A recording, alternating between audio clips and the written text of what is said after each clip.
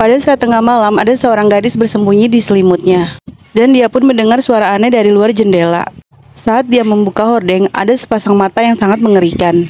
Saat sosok itu berdiri, dia sangat besar sekali. Tingginya sampai 2 lantai bangunan itu. Anak itu pun ketakutan dan bersembunyi di dalam selimutnya. Namun raksasa itu berhasil mendapatnya dari dalam jendela. Dia membawa anak itu sangat cepat sekali. Namun, setiap ada orang yang lewat, dia selalu bisa menyamar di dinding. Semua orang yang melintas tidak menyadari bahwa ada raksasa di situ. Dan hebatnya, ia bisa menyamar menjadi apa saja untuk mengelabui orang-orang yang lewat. Raksasa itu bisa melompat, bahkan terbang keluar angkasa yang sangat tinggi. Raksasa dan anak itu akhirnya sampai di dalam goa yang sangat besar. Anak itu pun keluar dari selimut dan melihat banyak benda aneh di sana. Saat anak itu mencoba berjalan, ternyata dia terjatuh di dalam penggorengan raksasa itu. Saat anak gadis itu berusaha ingin kabur, dia terjatuh di dalam penggorengan raksasa itu.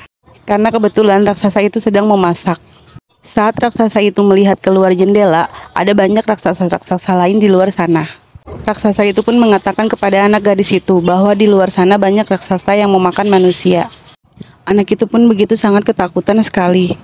Dan raksasa itu pun membuat anak gadis itu semakin takut karena dia mengatakan bahwa raksasa-raksasa di sana tidak akan memberi pengampunan baginya, apalagi mereka di sana pasti sedang sangat lapar sekali.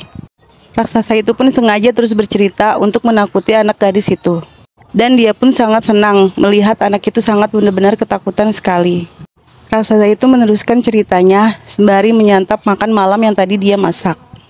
Dan raksasa itu pun juga mengatakan bahwa dia membawa anak gadis itu bukan untuk memakannya.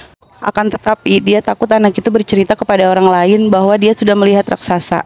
Raksasa ini takut kalau gadis kecil ini bercerita kepada penduduk bahwa adanya raksasa di sana. Gadis kecil itu pun mengerti bahwa raksasa tua itu tidaklah jahat.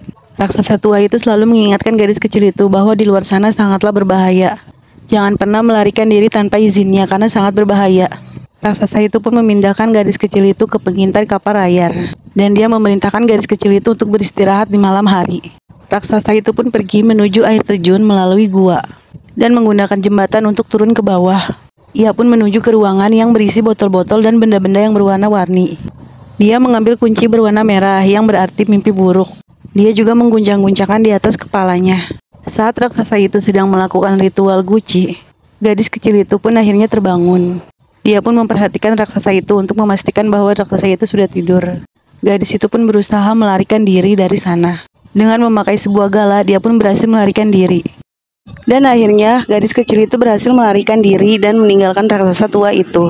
Namun, di perjalanan dia tertangkap oleh raksasa pemakan manusia. Dia berteriak meminta tolong, namun raksasa tua itu memilih tidak menolongnya dan hanya duduk diam. Raksasa besar itu memasukkan gadis itu ke dalam mulutnya.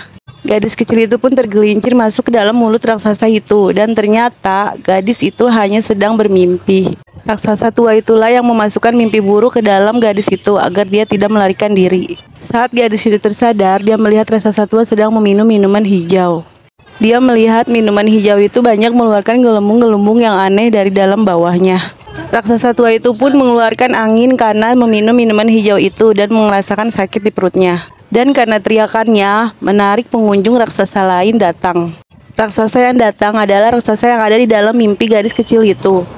Dan raksasa besar itu mencium adanya bau manusia. Gadis itu pun sangat ketakutan.